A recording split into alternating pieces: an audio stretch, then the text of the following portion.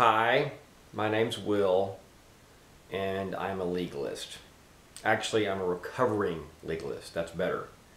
A legalist is someone who uses external measurements, performance, behaviors, religious activities to gauge how spiritual they or other people are.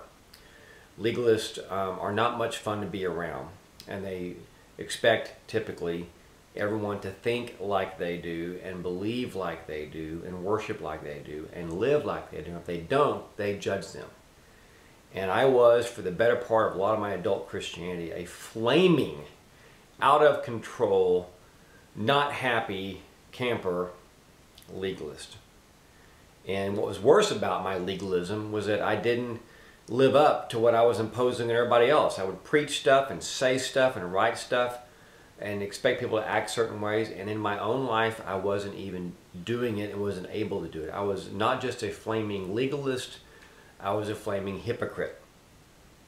In the 1990s, pretty much that whole decade, God busted me of my legalism. And it took a decade because I'm so thick in my skull and slow to learn. But He did bust me and free me from my rule keeping and my judging of others, and introduced me to the wonderful, healing, freeing concepts simply known in the term as grace. And it's profoundly changed how I live and how I view others, I hope and pray. I hope I'm extending grace not just to myself, but more importantly to other people as well, and learning to.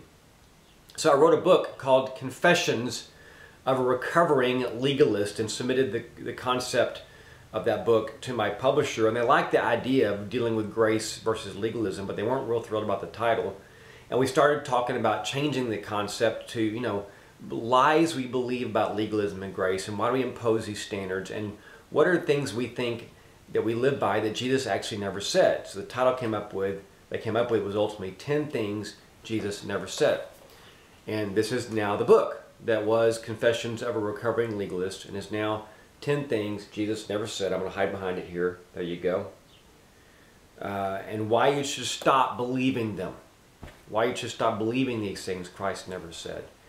A lot of folks have already read it. It's, I think, going to be very encouraging to you. I'm sharing it with you today on July 1st, 2011, because it's out today on July 1st, 2011. It's officially released.